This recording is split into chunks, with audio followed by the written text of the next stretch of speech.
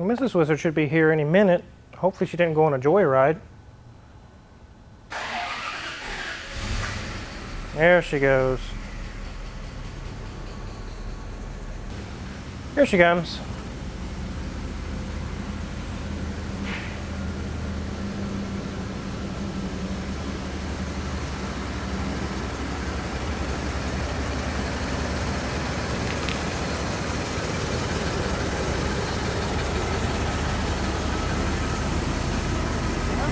I feel awfully regal driving this. What a beautiful car. It is. This is a 94 Silver Spur. Oh yeah, it is beautiful. It is massive. Well, let's get it on the lift to take a look at this thing. Yeah, totally.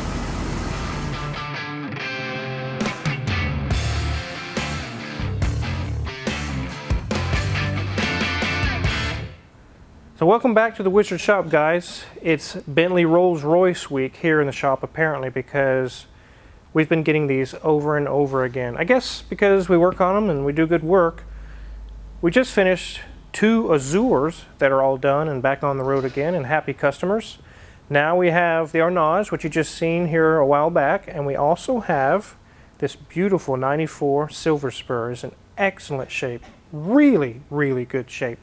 However, when the customer just bought this, they didn't have it very long and the AC compressor completely locked up.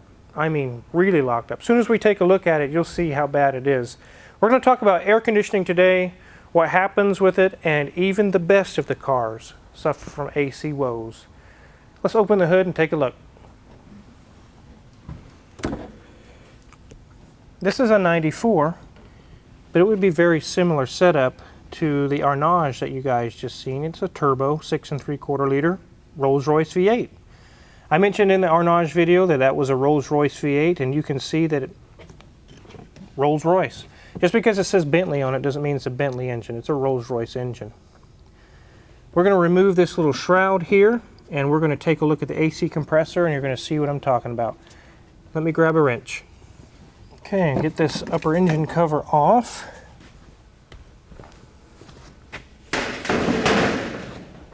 Handy shelves we got in the estate sale. But here we can see the AC compressor. It looks like someone poured melted tar all over it. But that's not melted tar. That's what's left of the belt, guys. It's like charred marshmallows.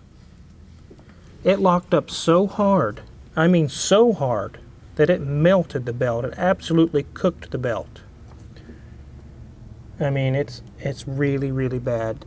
This is complete catastrophic AC system failure. This is one of those situations I've told you guys about, that when it happens, it is a complete AC system replacement, or don't come to my shop. This is just the way it is. I'm going to show you why here in a little bit. But let's go ahead and take a look around this engine before we do. This has individual coils. I really like this as opposed to the old distributors. If you have a cylinder misfire, you take care of it right here. You don't have to do any guesswork. Amazingly, it's fuel injected. I really like that. This is very similar to the Azures that we had in here recently. Same engine. But let me show you guys something on this air conditioning fiasco.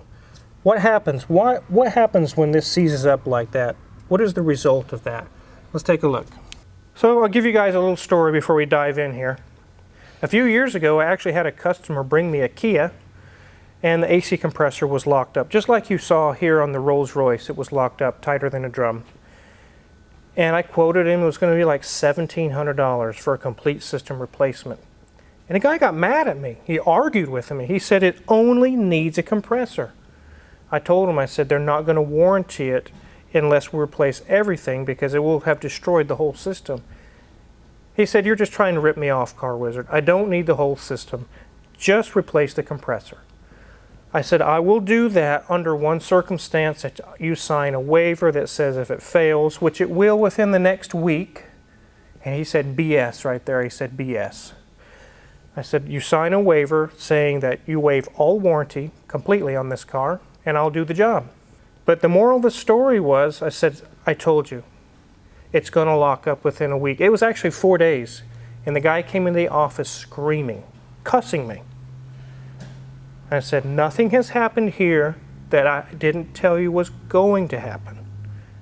So he left with his tail tucked between his legs, and he didn't have anywhere to go. And I heard a couple weeks later he was at another shop finally getting the whole AC system replaced. He just didn't have the gall to have me do it. It sounds like you would just need an AC compressor, and so many people say, I don't understand why it's $1,700. And in this case, almost $4,000, because we're dealing with Rolls Royce parts. You're not going to get cheap labor, cheap prices on a Rolls Royce. You're looking at the wrong car. But let me show you what happens when this seizes up. Why do you have to replace the whole system? Let's take a look. So here I have a failed compressor that did the same thing as the Rolls Royce one did. It seized up, completely ruined the whole system. And I set this on end and let it drain for a while. And this is what came out.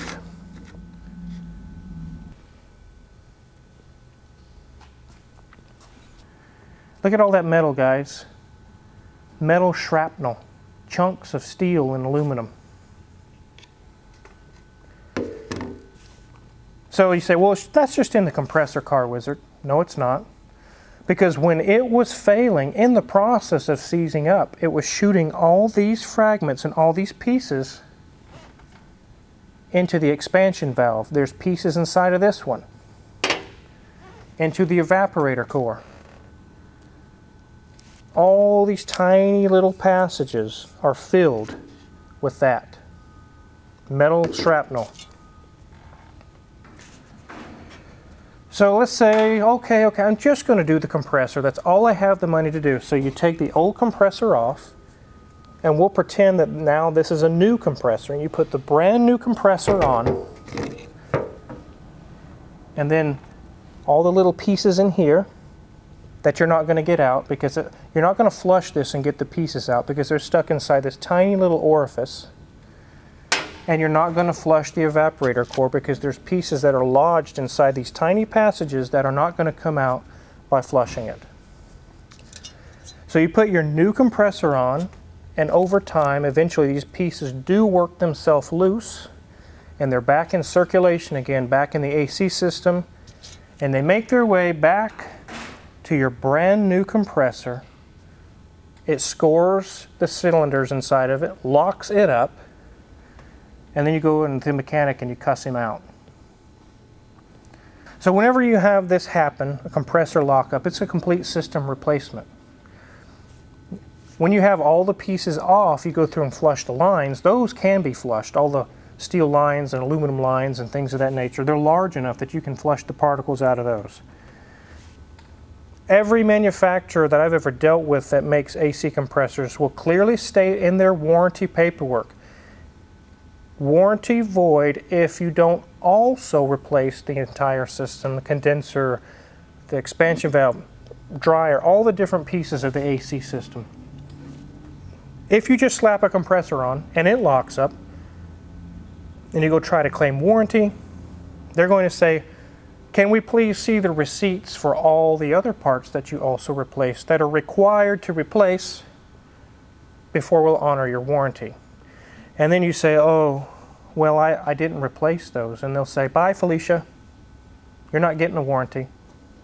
Okay, Car Wizard. So if you have to replace all those parts, why don't they sell them all together in one packet? They do. It's called an AC compressor replacement kit. Do they sell them separately? Yeah, you can get each individual piece separately, but they usually have compressor kits that has everything included. Through my suppliers, they sell kits like that. But that's what makes it so expensive. To do the repair right and to make it to be something that's going to last for years, you have to replace all those parts. Otherwise, this is what you're left with. And you can just keep doing that. Put a new compressor on and do it again and again. So it gives you the moral of the story there. Now let's get this car on the lift and let's take a look at this beautiful car.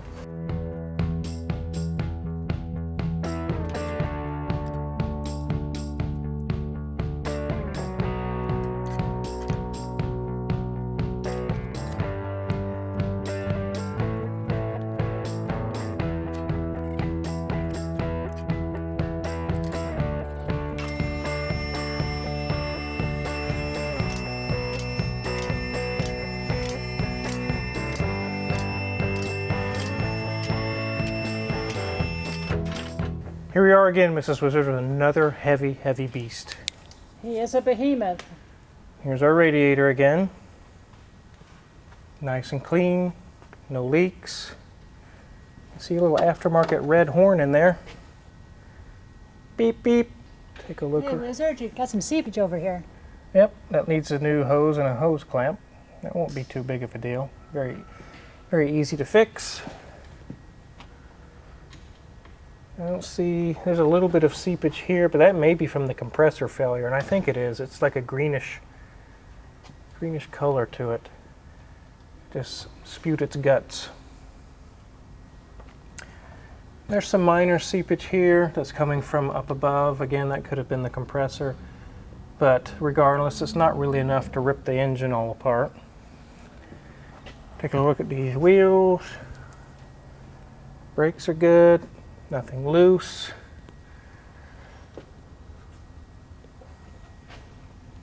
Take a look at this one. Brakes are nice and thick, nothing loose. Let's check the sway bars. Nice and tight. Nice and tight. Move on back to the transmission and the engine oil pan, nice and dry. A little bit of seepage. Not really anything to, like I said, to get deep into it, and not really worth it at this point. Here's our transmission actuator, just like we saw on the Arnage, and it has a linkage, and it goes to the shifter arm there. So when you put it into gear, it's all electronic. There's nothing mechanical about it at all.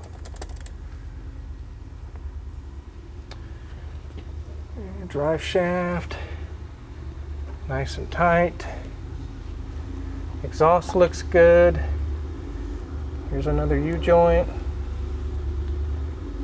Another U-joint, 3 of them. I don't see anything leaking. Differential's nice and dry. Let's check the back. Brakes look good.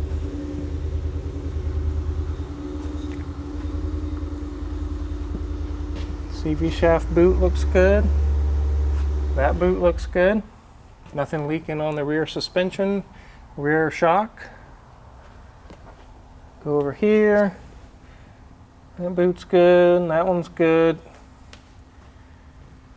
Nothing leaking on the suspension there. Brake pads are good. Nothing loose. This one for the age is in really good shape. Here's our one single big muffler. Here's our battery tray and our spare tire. This one's pretty nice, Mrs. Wizard. Yeah, it's really good shape. Let's lower it down and look at the exterior and take a look at the interior.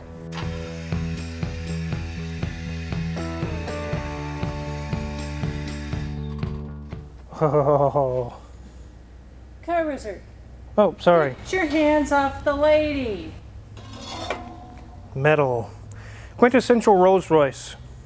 Some people say these do look like a Lincoln, and I guess they could from a distance, but that pretty much gives it away there.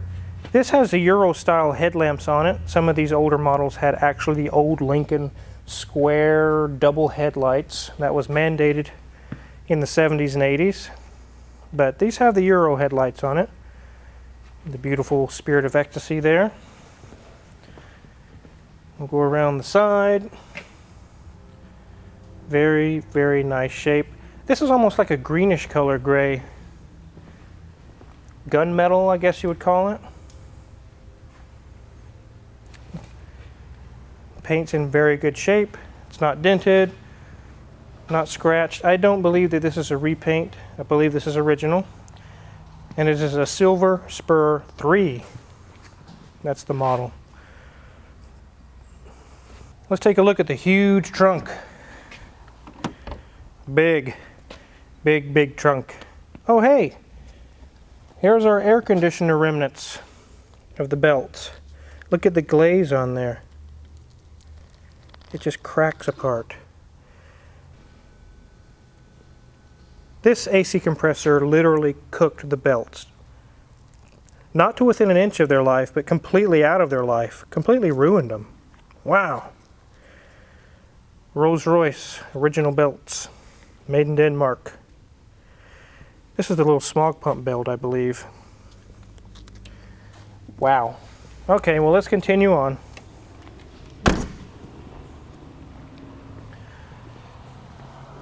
Nice Hankook Optima tires. Optimo, I guess you'd say. The roof is in good shape. The roof. And no dents, no scratches.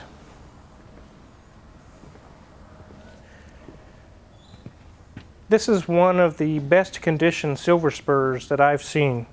Out of the several that I've seen in the shop, this one takes the cake. It is the best conditioned one I've ever seen. Let's take a look at the interior, guys.